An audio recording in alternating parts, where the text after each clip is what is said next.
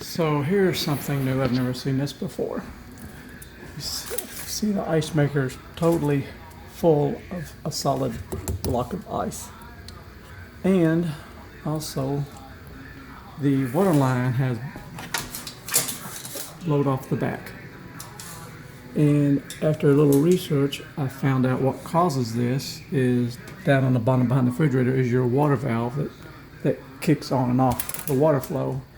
Well, that water valve, if it gets to where it doesn't hold back, it shuts off, but it still drips water a little bit.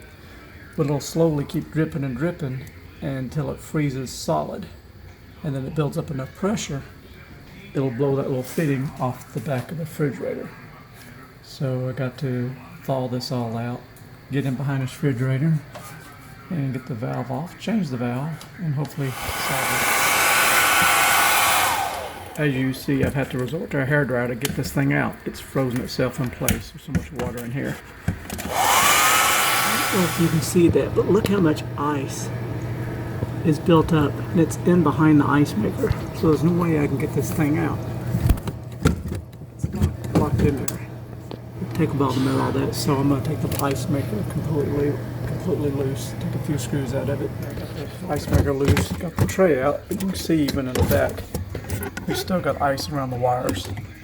So I'll finish thawing that out. You see what a block of ice we got. So I'll turn it upside down, run hot water on it, get that to release, and I'll get in behind the refrigerator.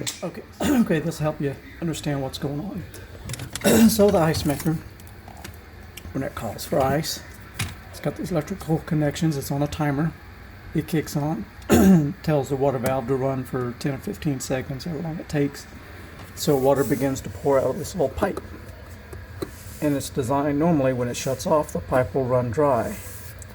And of course the pipe, the water runs in this little trough, gets directed down into here to make your ice cubes. But if that water valve doesn't shut off, it continues to slowly drip. Then that constant stream of water keeps coming in, and eventually it'll freeze, back up, fill this tube up with ice, and then when it gets way to the back, it'll eventually seal off the hole. And then when it seals off the hole, the water pressure builds and builds until it blows the line off. So that's what happened. So, but also I didn't know if you knew this or not. These little ice makers are pretty neat. You can see here, you may not know this, but they actually have a heating element in them. So it's how they release the ice cubes. After a certain time goes by, they know the ice cubes are frozen.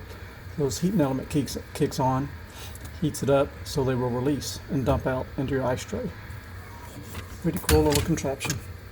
Anyway, now I got to move the fridge out and okay, I'm down here in my little junk garage where I keep all my spare pieces, parts.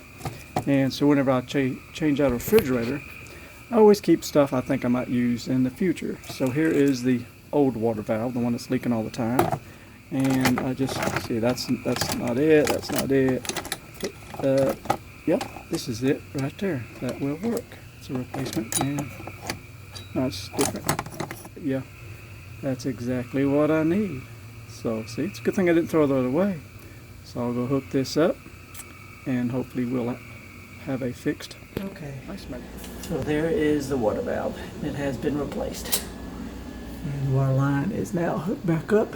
Put the ice maker back in. Everything's all back together. Now all we have to do is wait. Hopefully this time tomorrow we'll have ice and not a flood. See ya. Get there. Next day, we've got ice.